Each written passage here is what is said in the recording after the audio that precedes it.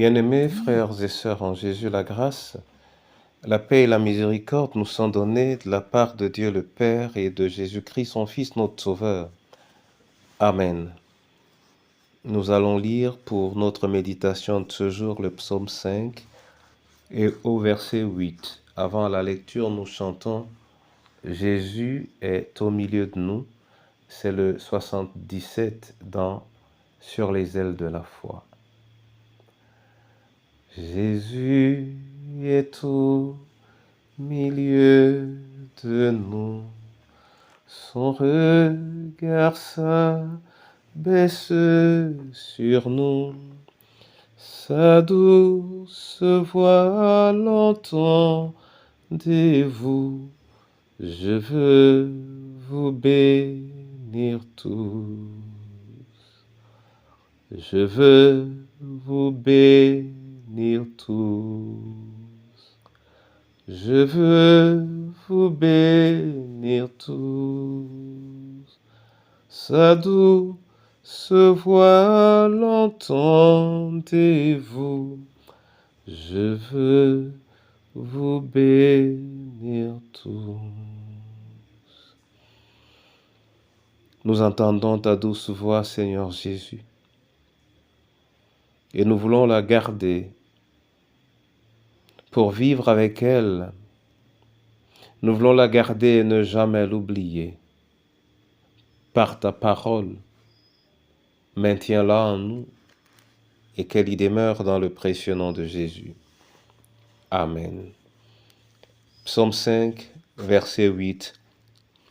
Là, il est écrit « Mais moi, par ta grande miséricorde, je vais à ta maison.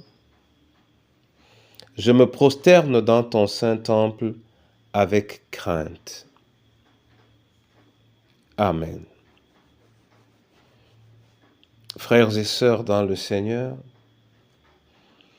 ce psaume en est un de prière, mais de prière contre les impies.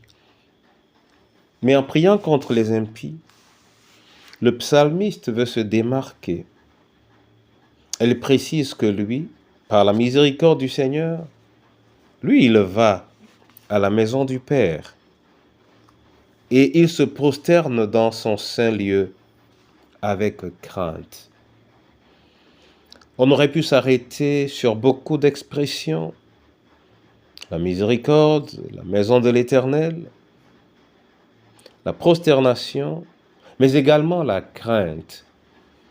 Mais je préfère prendre pour cet instant se prosterner. Se prosterner, c'est un signe d'adoration. Et qu'est-ce que c'est qu'adorer? Si ce n'est prendre l'être adoré comme le centre et la périphérie de nous-mêmes, mais alors comme la chose la plus élevée et dont l'élévation ne peut être mieux perçue que tant que nous nous rabaissons suffisamment. Et c'est cela se prosterner, c'est cela adorer. Ce n'est pas seulement une attitude du corps. Il s'agit de l'âme qui s'étale. Il s'agit donc d'une perception nette de ce que l'on adore, mais une perception intérieure qui finit par nous définir, nous moulant à la lumière de celui que nous adorons, parce que nous nous serons rendus suffisamment insignifiants devant lui pour lui montrer que ce qu'il est n'a rien de comparable avec ce que nous sommes. C'est une attitude, il va de soi, de dépendance. Mais dans cette attitude de dépendance, ce n'est pas seulement pour ce que nous pouvons en recevoir, mais c'est pour ce que nous reconnaissons en lui, ce qu'il est. On l'adore pour ce qu'il est.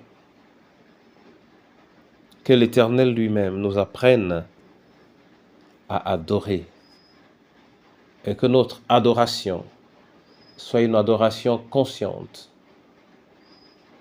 une adoration vraie, et comme l'a dit Jésus, une adoration spirituelle où nous sommes détachés de tout ce qui peut nous retenir captifs en termes d'affect au bénéfice de ce Dieu que nous voyons et qui est le tout et le suprême pour nous. Que l'Éternel lui-même bénisse cette parole et qu'il nous apprenne à l'adorer davantage en Jésus-Christ. Amen. Père éternel, c'est à l'adoration que cette parole nous amène. Apprends-nous à nous prosterner devant toi, notre être tout entier,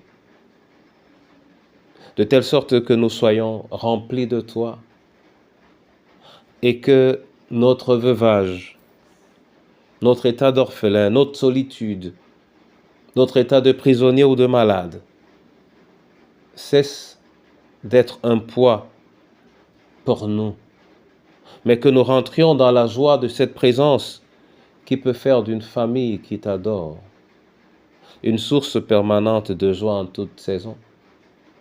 Oui, que l'adoration règne dans notre pays, mais surtout que ton Église réapprenne à se prosterner, à te laisser agir, afin que tu te glorifies, et que dans ce qui s'opère, toi seul en tires une gloire et la gloire au nom de Jésus.